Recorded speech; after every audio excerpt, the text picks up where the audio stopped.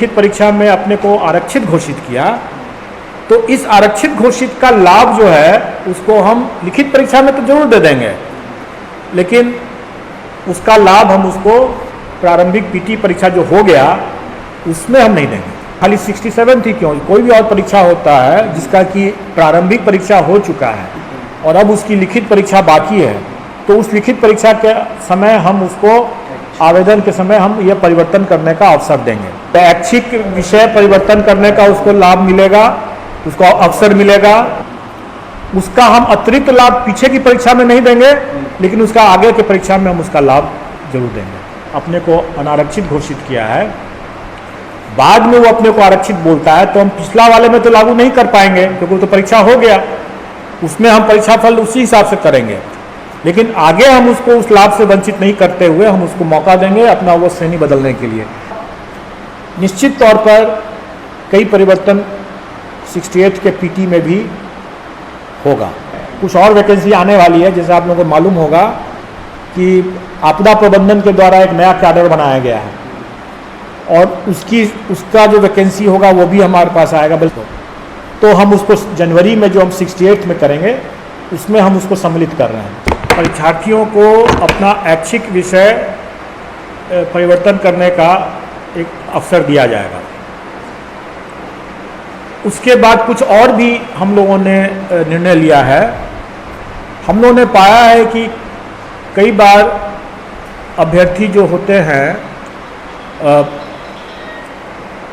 वो अपना आरक्षण कोटि जो है वो गलत दे देते हैं और उसको परिवर्तन करना चाहते हैं, तो हम उसको भी परिवर्तित करने का उसको मौका देंगे। उसमें तो पैसा का भी मामला फंसेगा।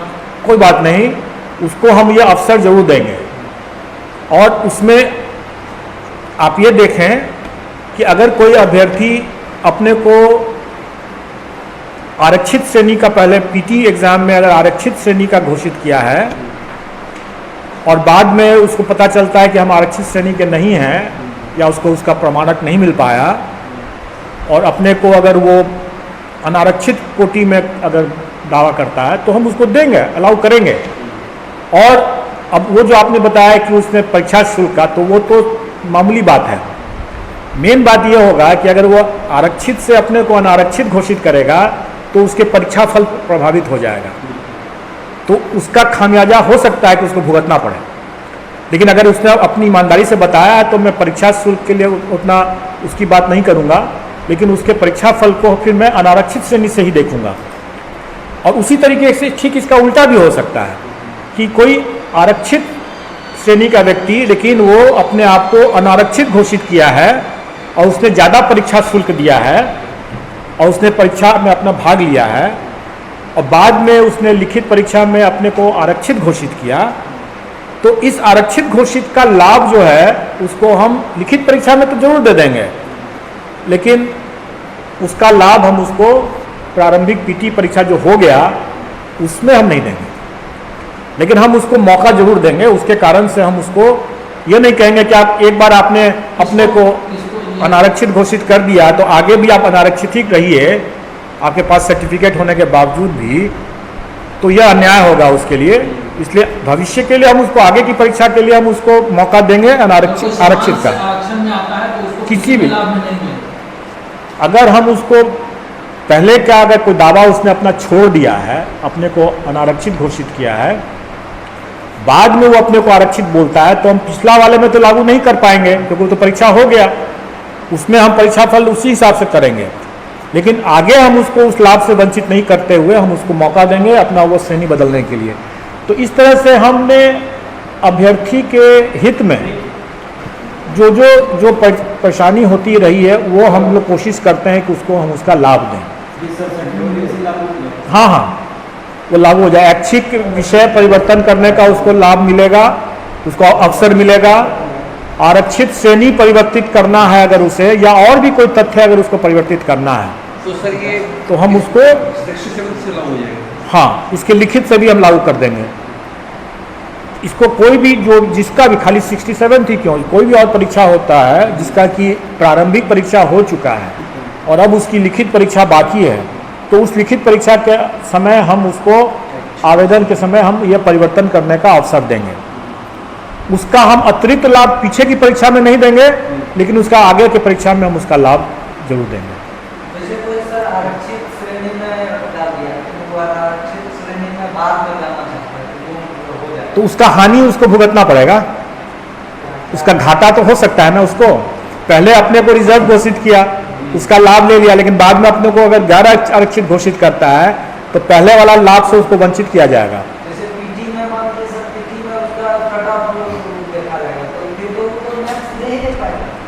हो सकता है, हो सकता है, लेकिन इसका उल्टा उसको अगर पहले उसने लाभ नहीं लिया तो आगे भी उसको लाभ नहीं दें, वो गलत होगा। इसलिए आगे हम उसको लाभ देंगे, लेकिन पहले अगर किसी ने अनुचित लाभ ले लिया तो मेरा फर्ज बनता है कि उसको उस अनुचित लाभ से वंचित रखें। लेकिन बैक डेट में उचित लाभ भी नहीं दे सकते। बैक डेट में हम उचित लाभ नहीं दे सकते, क्योंकि उसने तो समय उसने ये घोषणा तो किया नहीं, तो अब हम उसको बैक डेट पर हम उसको उचित लाभ नहीं दे सकते हैं, लेकिन बैक डेट पर हम अनुचित लाभ से वंचित कर सकते हैं। सर क्या करते हैं? कितना सर परीक्षा के समय हाँ सर, ये कितना लोग आए? नंबर करीब 4.5 लाख के आसपास लोगों ने अपना एडमिट कार्ड डाउनलोड किया। अब उसकी एग्जैक्ट संख्या की वास्तविक कितने लोग वहाँ उपस्थित हुए वो तो अब जब आंकड़े आएंगे हमारे सामने तो हम बता पाएंगे। 6,02,000 लोगों ने आवेदन दिया था। आयोग में जितने लंबित अधियाचनाएं थी विभिन्न पदों के लिए, जितनी रिक्तियां थी, जहाँ जहाँ हमें कोई रोक नहीं था, वहाँ वहाँ हमने सबका एक कार्यक्रम तय करके एक कैलेंडर बना लिया है। वो कैलेंडर हमारे वेबसाइट पर भी है। उसमें और जितने लंबित मामलों के साथ साथ जो संभावित परीक्षा एक है, जो कि इसी का अगले साल का जो कार्यक्रम, जो 67th के बाद अब जो 68th combined civil service exam होंगे, उसका भी कार्यक्रम हम लोग ने एक प्रस्ताव कर दे दिया है। उसमें जैसा कि अभी जितनी वैकेंसी आई है, कुछ और वैकेंसी आने वाली है। जैसा आप लोगों को मालूम होगा कि आपदा प्रबंधन के द्वारा एक नया कैडर बनाया गया है, और उसका जो वैकेंसी होगा वो भी हमारे पास आएगा। बल्कि हमें तो वो उन लोगों ने यह अनुरोध किया कि आप इसी में जोड़ लीजिए। मैंने कहा कि तो अब संभव नहीं है, इसको तो 30 तारीख को आज परीक्षा ही होने वाली है, आप अब इतना नहीं जोड़ सकता हूँ इसको। तो हम उसको जनवरी में जो हम 68 में करेंगे उसमें हम उसको सम्मिलित कर रहे हैं।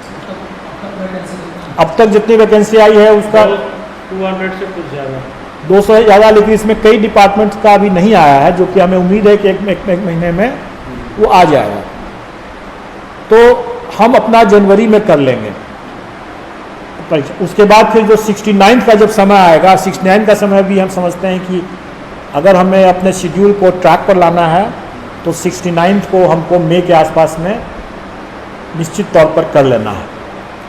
तो हम लोग ये प्रयास करेंगे कि 69 तक भी हम लोग मई तक में ले आएँ, सो दैट कि हमारा ये जो शेड्यूल जो अभी डिले हो गया है वो शेड्यूल पकड़ ले। और निश्चित तौर पर कई परिवर्तन 68 के पीटी में भी होगा, और जो भी परिवर्तन होगा उसके निर्णय के बाद उसकी जानकारी समय समय पर सबको दिया जाएगा। फिलहाल के लिए मैं इतना ही कहूँगा कि आप लोगों ने जो ये बार बार जो प्रचार प्रसारित किया कि जो हम लोगों ने जो परिवर्तन किया कि 11 बजे आना, अपने समक्ष अनसील होना क्वेश्चन पेपर का, और अपने समक्ष ही फिर OMR शीट का सील होना, इसके बारे में जो आपने व्यापक जो प्रचार प्रसार किया, उससे जागरूकता बढ़ी, उससे लोगों का कॉन्फिडेंस भी बढ़ा, और हम लोगों को भी एक कॉन्फिडेंस आया कि लोगों में अब जागरूकता है तो हमारा सिस्टम बेहतर चलेगा। तो आप सब लोगों को इसके लिए बहुत बहुत धन्यवाद भी। और हमारे परीक्षा नियंत्रक हैं, इन्होंने काफ़ी मेहनत किया है, और बेसिकली कहा जाए तो इस पूरे सचिव ही परीक्षा नियंत्रक भी हैं, दोनों हैं ये। और